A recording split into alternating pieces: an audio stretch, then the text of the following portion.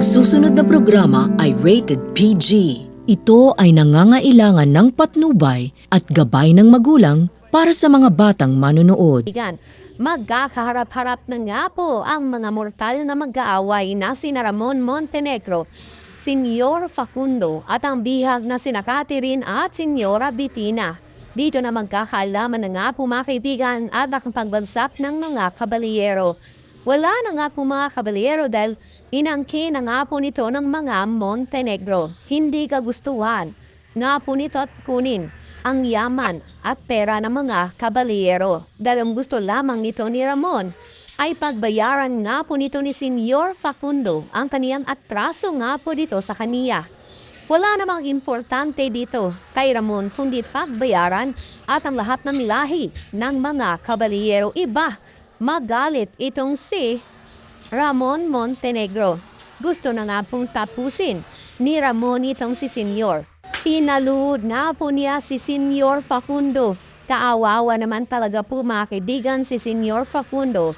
Kasi alam naman natin po mga kaibigan ang hirap na dinanas na po niya. Siyempre, may pamilya din naman talaga siya po mga kaibigan.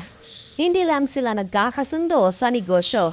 At ngayon, ito pang nalalagay sa kapamakan nga po itong si Catherine. Inosente ang pagkatao nga po nito ni Catherine. At itong si David na asawa nga po niya na nagpapanggap na Jesus Nazareno, siya daw po mismo, mga kaibigan, ang tatapos nga po nito sa kanila. Subalit itong si Tanggol na kasama nga po niya itong si Madonna. Hinuluman kasi nito ni Tanggol itong si Madonna.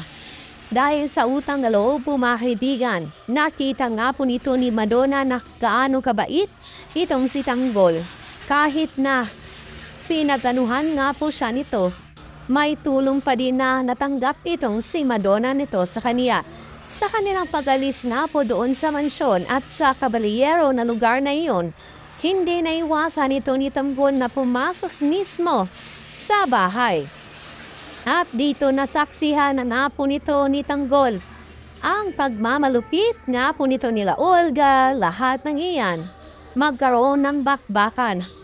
Ito na nga po ba ang panahon po mga kaibigan na magkakaalaman na nga po na itong si David na nagpapanggap na Jesus Nazareno ay mabubuking na sa kaniyang pagkatao o sila ay mawawala doon at makita nito ni Tanggol na wala na nga pong malay.